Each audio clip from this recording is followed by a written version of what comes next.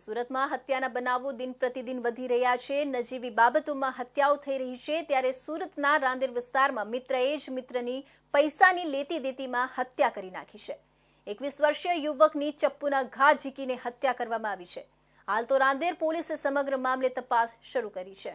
સુરતના રાંદેર વિસ્તારમાં આવેલ બાપુનગર સોસાયટીમાં રહેતા બે મિત્રો વચ્ચે પૈસાની લેતી દેતી બાબતે ઝઘડો થયો હતો। બાપુનગર સોસાયટીમાં રહેતા મુનાફ શકીલ શેખ અને ફારૂક મોહમ્મદ અસલમ ઉર્ફે ફારૂક પટેલ એક જ સોસાયટીમાં રહેતા હતા। આ બંને સારા મિત્રો હતા। આજે વહેલી સવારે 5:30 કલાકે બંને મકાઈ પુલ ઉતરતા ચિસ્તિયા હોટેલ પાસે ઊભા હતા, ત્યારે જૂના પૈસાની લેતી દેતી બાબતે ઝઘડો થયો હતો। 750 રૂપિયા મુનાફને ફારૂક પાસેથી લેવાના હતા।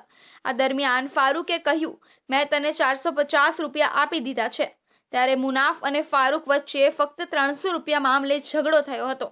આ દરમિયાન ફારૂકે પોતાની પાસે રહેલા ચપ્પુ વડે મુનાફ પર હુમલો કર્યો હતો અને મુનાફને આડેધડ ચપ્પુના ઘા ઝીકી દીધા હતા, જેથી મુનાફ લોહી લુહાણ હાલતમાં ત્યાં ઢળી પડ્યો હતો। બાદમાં ઘટનાની જાણ પરિવારજનોને થતાં તેને સારવાર માટે નવી સિવિલ હોસ્પિટલમાં લાવવામાં આવ્યો હતો, જ્યાં ફરજ પરના તબીબોએ તેને મૃત જાહેર કર્યો હતો।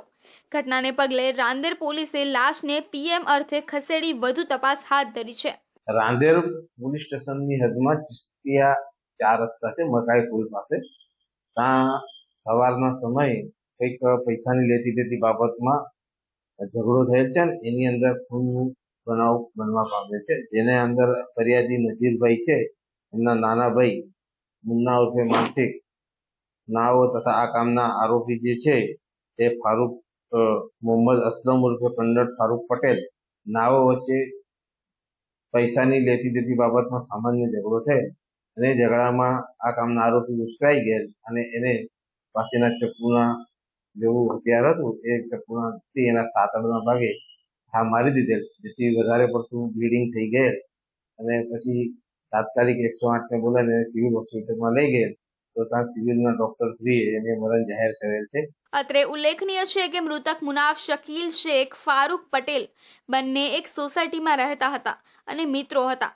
બંને મિત્રો મજૂરી કરી પરિવારને મદદ કરતા હતા અને આ દરમિયાન પૈસાની લેતી દેતી થઈ હતી અને માત્ર 300 રૂપિયાની લેતી દેતીમાં હત્યા કરવામાં આવી હતી। અત્રે ઉલ્લેખનીય છે કે મૃતક મુનાફ શકીલ શેખના પિતાનું નિધન 20 વર્ષ પહેલા થયું છે। પરિવારમાં માતા અને 3 ભાઈ છે। મૃતક મુનાફ શકીલ શેખ સહિત 4 ભાઈઓ હતા, જેમાં મુનાફ શકીલ શેખ સૌથી નાનો દીકરો હતો।